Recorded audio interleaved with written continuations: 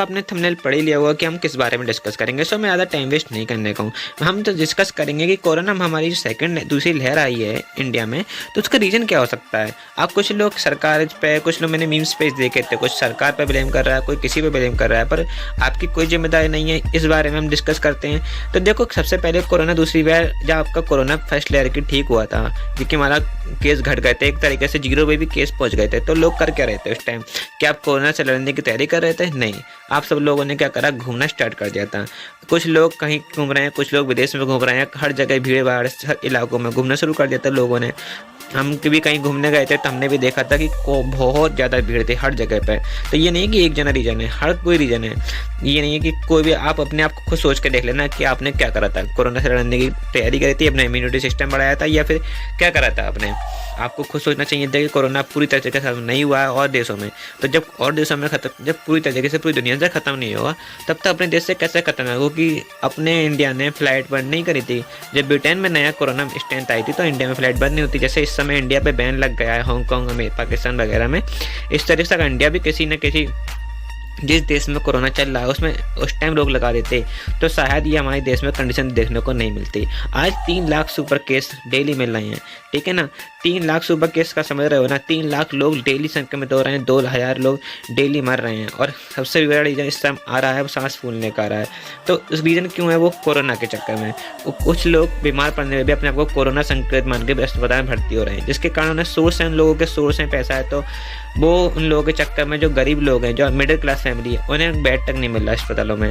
तो ये नहीं है कि केवल कोरोना से बचने के लिए मास्क है, आपको दूरी बनाए रखनी है। भीड़ वाले इलाके में मास्क पहन के जाओगे तो कोई फ़ायदा है कोरोना से बचने का? नहीं, आप नहीं बच सकते कोरोना से। ये आप सोच के चलो, सोच के कहीं आप मान के चलोगे कि देखो अगर दूरी नहीं रखोगे तो आप टच तो होगे, टच हो गए आप मास्क कितनी पहन लो, कोई फ़ायदा होना है नहीं होना है। आप भीड़ लाइन में लग रहे हो, किसी भी लाइन में लग रहे हो, उसमें कोरोना अगर मरीज है तो वो आपको संक्रमित कर देगा। क्योंकि कोरोना अब ये नहीं है कि आप पुराना वाला कोरोना नहीं रहा कि आप मास्क लगा के बच जाओगे, केवल आपको दूरी बनाए रखनी है। कोई कोरोना जो है अब हवा में ट्रांसफर होना शुरू कर दिया है, ठीक है ना। कोरोना की अब आज डेट जितनी मैं वीडियो बना रहा हूँ, आज तीसरी स्ट्रेंथ भी शुरू हो गई है कोरोना की, इंडिया में भी अपने तीसरा स्ट्रेंथ भी मिल गई है।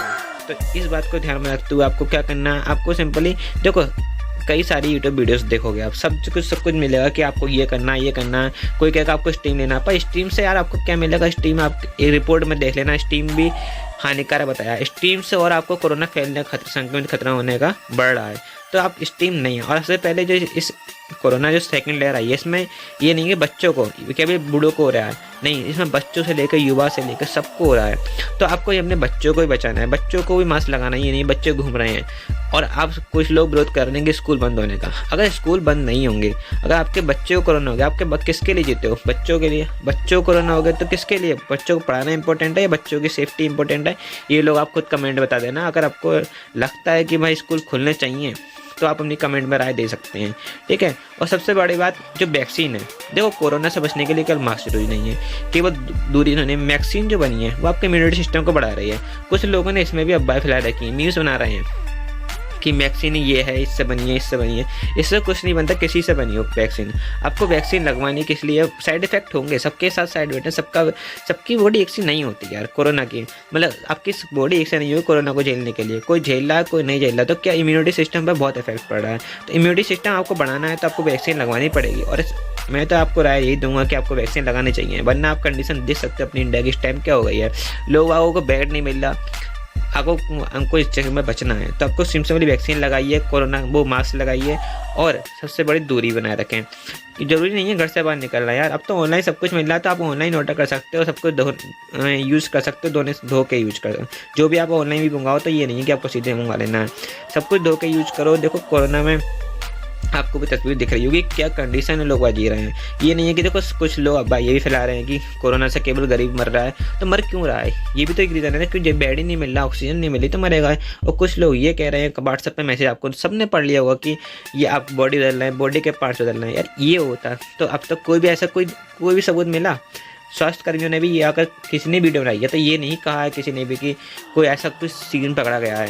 हाँ, बॉडी बदल गई है, जैसे कि कुछ हिंदू मुस्लिम्स की बॉडी आपस में चेंज हो गई, कोई अभी न्यूज़ आई थी परसों कि हिंदू मुस्लिम के आपस में बॉडी चेंज हो गई थी। ऐसा कुछ होता था, क्योंकि देखो 2-3 लाख डेली संक्रमित हो रहे हैं और 2,000 लेडी मर रहे हैं। तो इतनी बड़ी रिस्पॉन्सिबिलिटी इन लोगों के ऊपर ही है, स्वास्थ्यकर्मियों के ऊपर।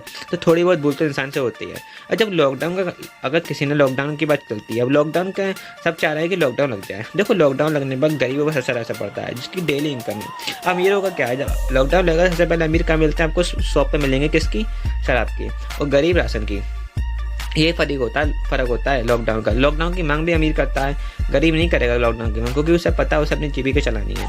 तो इसलिए यार लॉकडाउन सब कुछ, अब अपने हमारे प्रधानमंत्री मोदी जी ने कहा, देखो किसी सरकार का समर्थन नहीं करता वीडियो में, ठीक है। तो ये भी कहा उन्होंने कि लॉकडाउन सब समस्याओं का हल नहीं है, क्योंकि लॉकडाउन सब तुम्हारी समस्या का हो सकता है, किसी और की समस्या का हल नहीं हो सकता है। कोई डिप्रेशन में चला सकता है, क्योंकि देखना आप एक बार स्क्रीनशॉट लेके इस न्यूज़ को जरूर पढ़ना। मतलब किसी का उसका पर्सनल किसी ने अपनी बताया है कि उसे कोरोना कैसा हुआ था, एक बार पढ़ के देखना। अगर आपको अच्छा लगे, तो अगर आपको मेरी बात थोड़ी सी में अच्छी लगी तो वीडियो को लाइक करना, वरना शेयर जरूर करना अपने फ्रेंड को। लाइक करना मत करना, शेयर जरूर करना।